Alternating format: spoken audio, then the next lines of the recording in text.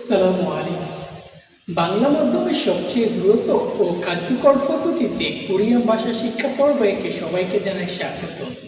আপনি যদি বাংলা পদ্ধতিতে সহজ এবং দ্রুত কার্যকর পদ্ধতিতে কোরিয়ান ভাষা শিখতে চান, তাহলে অবশ্যই আমাদের চ্যানেলটি সাবস্ক্রাইব করে আসবেন।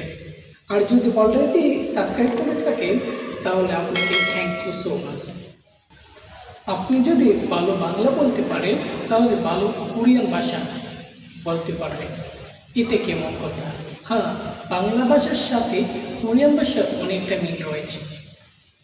বাংলা ভাষায় যেমন স্বরবর্ণ ব্যঞ্জনবর্ণ আছে, কোরিয়ান ভাষারও তেমনি স্বরবর্ণ ব্যঞ্জনবর্ণ রয়েছে। কোরিয়ান বর্ণমালার পরিচয়। কোরিয়ান বর্ণমালা 40টি। এই 40টি বর্ণমালাকে আবার দুই ভাগে বিভক্ত করা হয়েছে। একটি হলো স্বরবর্ণ, অন্যটি হলো ব্যঞ্জনবর্ণ। স্বরবর্ণকে আবার দুইটি ভাগে ভাগ করা হয়েছে, একটি হলো মৌলিক স্বরবর্ণ আর একটি হলো সংযুক্ত স্বরবর্ণ।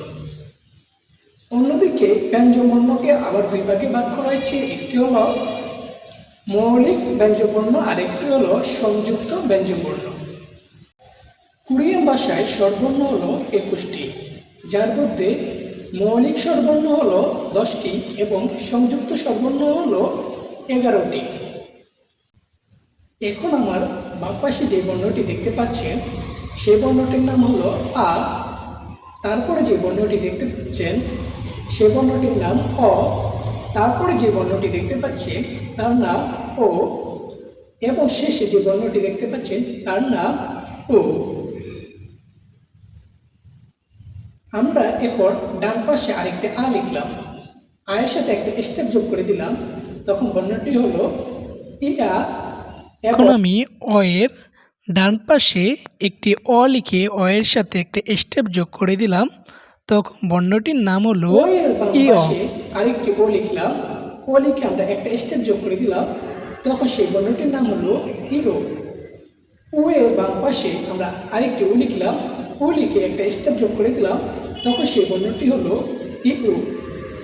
এবং বাম পাশে যে বর্ণটি দেখতে পাচ্ছেন, সেই বর্ণটির নাম হলো উ। এই বর্ণটি দুই ভাগ মিলিয়ে উ।